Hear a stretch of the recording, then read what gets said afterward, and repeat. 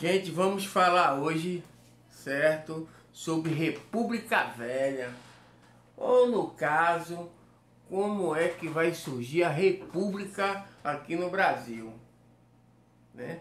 Sabemos, né, pelo livro didático, pela uma história, né, muito mal contada, né, e comemoramos, né, no dia 15 de novembro de 1889, a instalação da República no Brasil. Mas não foi bem assim, né? Primeiramente, que a proclamação da República ela foi um golpe orquestrada pelo Exército Brasileiro, né? Que retirou a monarquia do poder. No caso, retirou Dom Pedro II do poder. Então é a primeira coisa que a gente temos que ter ciência. Temos que ter ciência também que o país é um país agroexportador. O Brasil ele produzia para exportar. Não era um país industrializado. Ponto. Mas o que vai fazer a monarquia cair? Tudo bem, eu falei que foi o exército foi lá, pá, tirou. Mas só que a monarquia tinha que estar enfraquecida para isso acontecer. Porque se a monarquia tivesse fortalecida, isso jamais aconteceria. Então, vamos primeiramente relembrar que a monarquia ela tinha apoio. De quem? Ela tinha apoio da Igreja Católica, ela tinha apoio dos grandes cafeicultores, né, que eram os donos de escravos, e também tinha apoio das Forças Armadas. Por isso que durou tanto tempo a monarquia. Não é isso? Passou por Dom Pedro I, passou por Dom Pedro II. Então, durou muito tempo. E era o único país das Américas que era monarquia. O restante todo mundo era republicano. Era república ou republicano. Mas o que vai fazer essa monarquia se desgastar? Quando ela vai perder o apoio, como eu disse, da igreja, dos donos de escravos e do exército. Começando pelo dono de escravo. Vocês podem relembrar que o fim da escravidão no país, definitivamente, porque houve várias leis, né? Para acabar o tráfico negreiro, a lei sexagenária, que passasse 60 anos estaria livre, né? A lei do ventre livre, que nascesse de filho de escravo não seria escravo, tudo balela. Isso nunca se resolveu realmente, né? Até ter uma lei definitiva que disse assim, agora acabou, definitivo, fim, geral, entendeu? Não tem remediação, não tem interpretação, não, fim, ponto, Lei Áurea, né? 3 de maio de 1888. Lembre-se que um ano antes, né, praticamente da proclamação da República. Beleza. Mas por que o dono de escravos eles pularam fora? É tão tal que eles são chamados, que eu até anotei aqui para vocês, de republicano de 3 de maio ou republicano de última hora. Porque antes do fim da escravidão eles eram monarquia. Quando acabou a escravidão, eles, não, agora eu sou república. Vamos derrubar esse governo que é atrasado, a monarquia é uma derrota, não serve de nada, etc. Da noite para o dia. É tão tal que, ironicamente, são chamados, né? Republicano 3 de maio, republicano de última hora. Mas por quê? Porque quando acaba a escravidão, todo mundo sabia que ia acabar. É tão tal que cafeicultores mais modernos, com a mente mais aberta, eles começaram a substituir, por exemplo, no Oeste Paulista, eles começaram a substituir a mão de obra escrava por mão de obra assalariada, né? Começou a haver no próprio governo a abertura para vir os imigrantes. Esses mineiros que sabiam novas técnicas, que vão servir para as indústrias, porque já tinham conhecimento de indústria. Então, vai fermentar a industrialização no Brasil, também com a ajuda dos imigrantes, até um pouco antes do fim da escravidão. Mas tinha muitos escravos. Tinham fazendas que tinham 800, 1000 escravos, né? E não queriam perder essa mão de obra gratuita que eles tinham. Então, esses donos de escravos pensavam o quê? Ah não, o governo ele vai me ressarcir, ele vai me indenizar pelos meus escravos. E o governo nem aí, nem tchum. O governo meteu a caneta pra cima, liberta. Sem nenhuma contrapartida para o dono de escravo. Hoje o cara tinha 1000 escravos, no outro dia ele não tinha nenhum no campo para trabalhar, porque todos foram embora. E com toda a razão, eram espancados, explorados ao máximo, acorrentados, porque eles deveriam, agora que estavam livres, olhar para a cara no caso dos antigos donos deles. Foram embora, deixaram lá, tudo na mão, as colheitas para serem tiradas. E os donos de escravos não tinham dinheiro naquele momento para montar uma equipe para retirar aqueles cafés. E o próprio café também já estava entrando em decadência. Estavam em crise financeira. Aí recorre à monarquia, né? E aí vai me pagar? Eu não tenho nada a ver, eu só assinei a lei para libertar os escravos.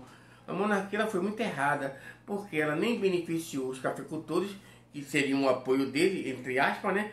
Nem tampouco ajudou os escravos para inserir esses homens livres no mercado de trabalho. Eles foram simplesmente marginalizados. E hoje temos reflexo disso num racismo, né?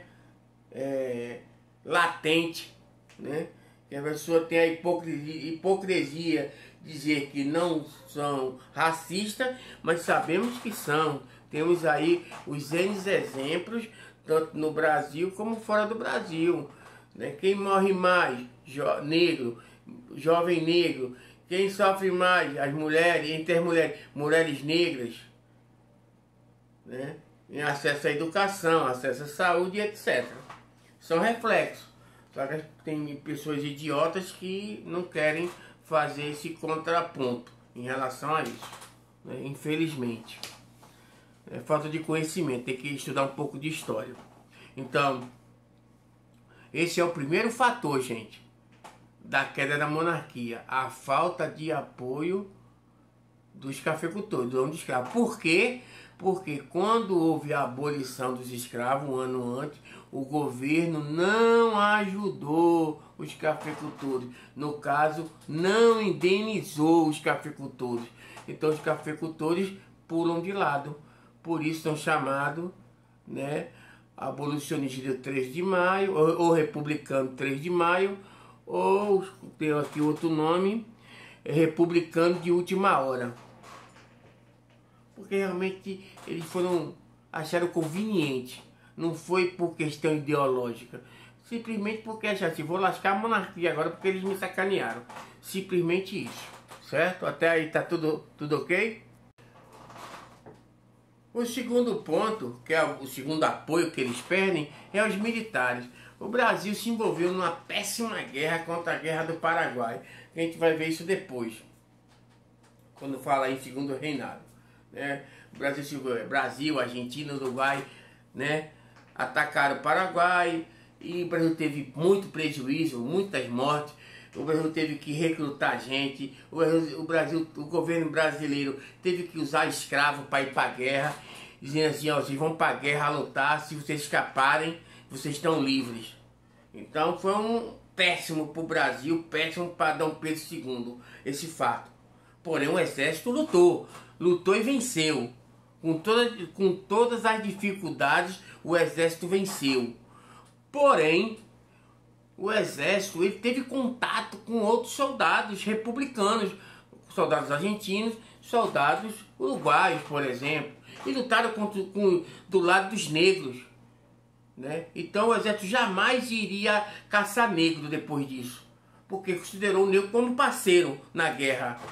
Então o exército vai cobrar uma melhor valorização da sua instituição, com melhores salários, que é chamado soldo, melhores equipamentos, investimento em roupa, em armamento, porque eles viram como sofreram na Guerra do Paraguai.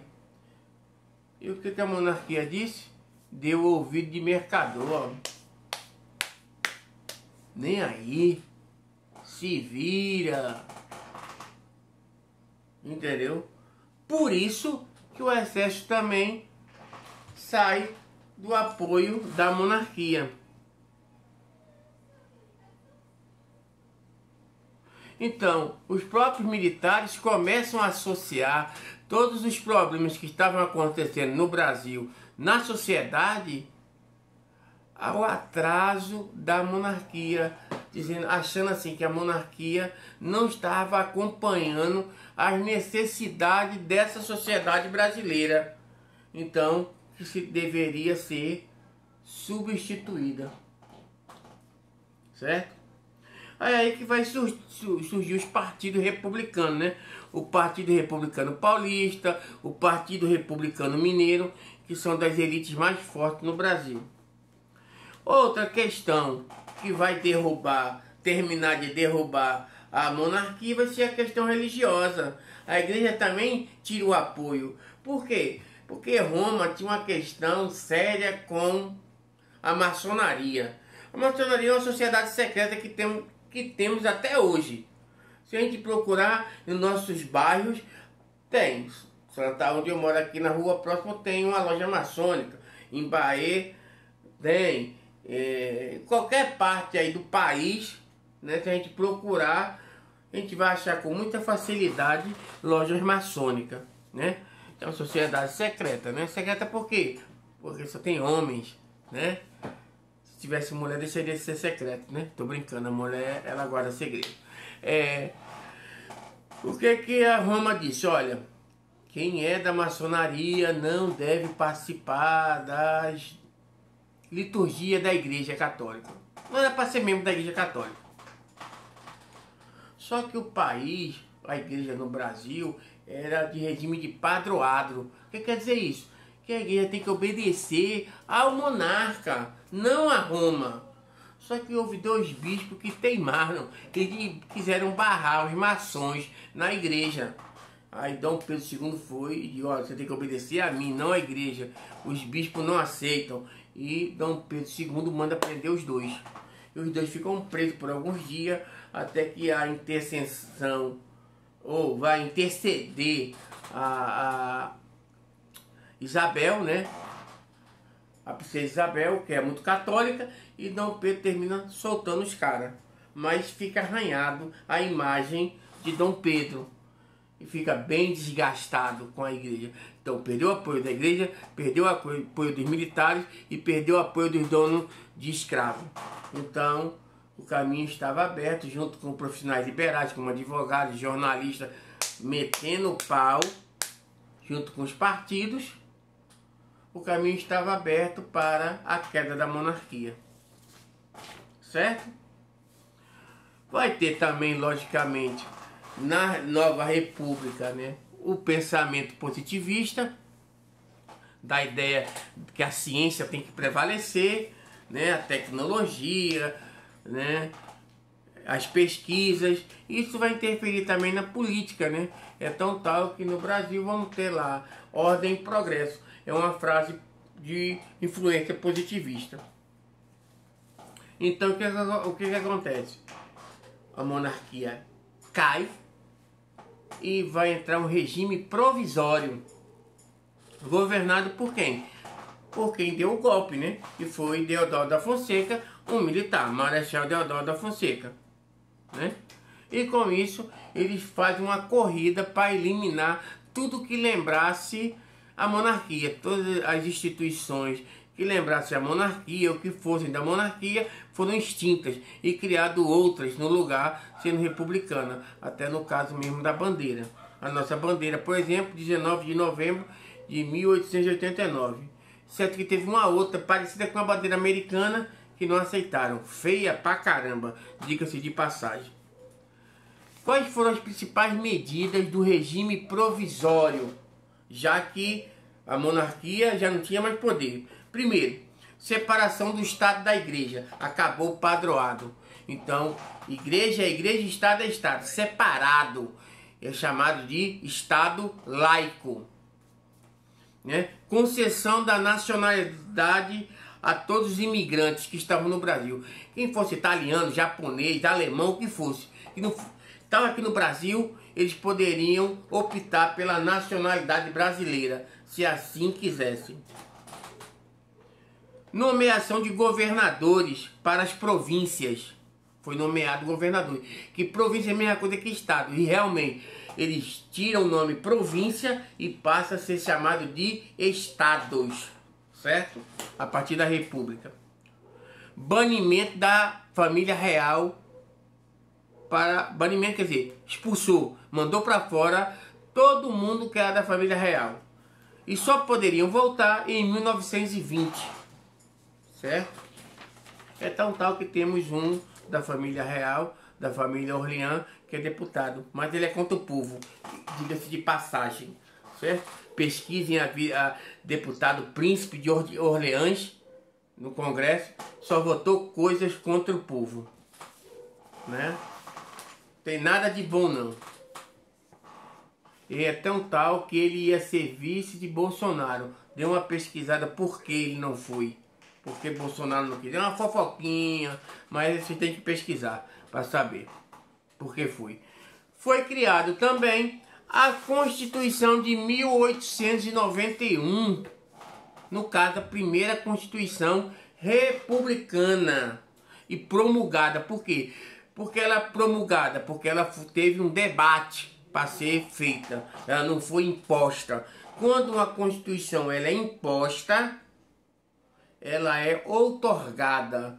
E quando há um debate, todo mundo discutindo o que é bom, o que é ruim, se é certo, se é errado, aceita, não aceita, ela é promulgada. Então, quando a Constituição é promulgada, há uma eleição indireta para presidente, o povo não participa, e nessa eleição indireta, Deodoro da Fonseca é eleito presidente da República, com o seu vice, Floriano Peixoto. Mas lembre-se, naquela época se votava em chapas separadas, para presidente e para vice. Então, o vice de Deodoro era oposição a ele, que era de outra chapa. Então ele foi, na chapa de Deodoro, ele foi eleito, o vice dele não. Na chapa de Floriano, o presidente Floriano não foi, e ele como vice foi. Aí juntou presidente e vice-presidente. Trocando em miúdo, para ser mais certo e claro. Presidente, Deodoro da Fonseca, vice-presidente, Marechal Floriano Peixoto. Ponto. Principais pontos dessa primeira Constituição Republicana. Abolição das instituições da monarquia. Isso eu já falei, né? Acabou, vocês não querem lembrar nada que lembrasse a monarquia. Os senadores deixaram de ser cargos vitalícios. Porque antes a praga do senador era eleito e podia até morrer o condenado. Agora não. Eles ficariam por 9 anos. O voto passa a ser direto, todo mundo, as pessoas podiam votar, né? Mas o voto era aberto, isso facilitava a corrupção. E só votava homem a partir de 18 anos que não fosse analfabeto. Mulher, escravo, não votava. Por isso que desculpe, maior de 21 anos, 18 anos não é nem agora, né? Que agora pode votar com 16, obrigatória é com 18. Então naquela época 21 anos. Quem não votava? Mendigos, soldados e mulheres. E analfabetos também. Quando Deodoro é presidente da República, ele tinha um intuito, os militares, industrializar o Brasil. Eles não queriam um Brasil agrário, eles não queriam um Brasil dependente do café, que era o principal produto. Então, para isso, ele vai nomear o ministro da Fazenda chamado Rui Barbosa, um cara alto, acho que o maior intelectual do Brasil naquele momento. Se comparar hoje, talvez ainda seja o maior, né? Um baiano da cabecinha pequena, entendeu? Mas altamente inteligente, muito inteligente. Ele vai ser nomeado ministro da Fazenda e vai criar uma política de emissão de dinheiro e vai autorizar bancos a emitir dinheiro. Para quê? Para que as pessoas pudessem fazer empréstimo, para as pessoas puderem reforçar sua indústria ou abrir indústria. A ideia é boa. O problema é que a emissão de muito dinheiro vai desvalorizar o dinheiro. Vai gerar inflação. É um ponto. Segundo ponto, há pessoas desonestas que vai fingir que vai abrir empresa ou vão abrir empresas fantasmas que nunca foram abertas realmente. E vão pegar o dinheiro e farrar. Terceiro, vão botar também essas ações, essas empresas transformar em ações em bolsa de valores que não tinham valor nenhum. Então vai gerar inflação, uma crise econômica. Há poucas empresas que tinham vão fechar.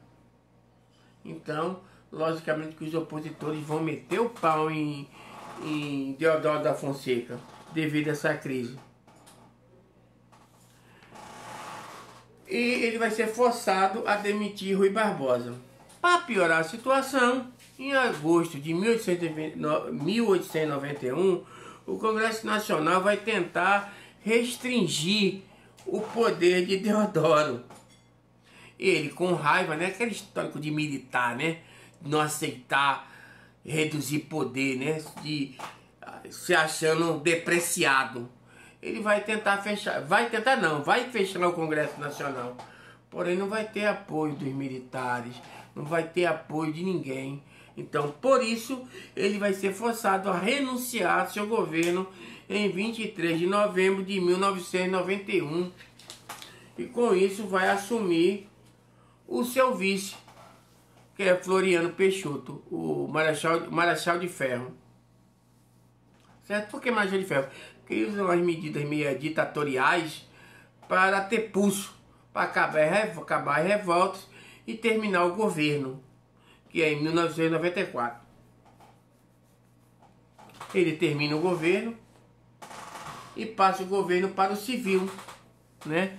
Que é Prudente de Moraes, o primeiro presidente civil no Brasil, né? Ele, como muitos outros, são representantes das oligarquias, né? Dos grandes poderosos do café, os barões de café, né?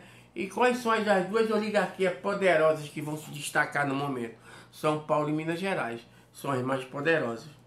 E elas que vão criar aquela política do café com leite, que é a alternância de poder. Uma hora São Paulo, outra hora Minas Gerais. Uma São Paulo e Minas Gerais, que vai até 1930. Começa de 1894 a 1930, que é a chamada República Oligárquica. A dos dois presidentes militares vai ser chamada República da Espada, por eles serem militares.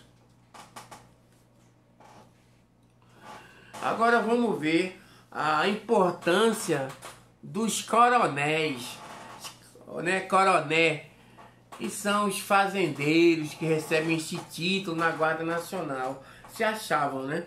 Porque podiam mandar e desmandar dentro das suas áreas, dentro dos seus municípios, já que o voto era para pessoas votavam, né? Que não fosse analfabeto, mas era aberto, sabia quem ia votar. Então o que acontece?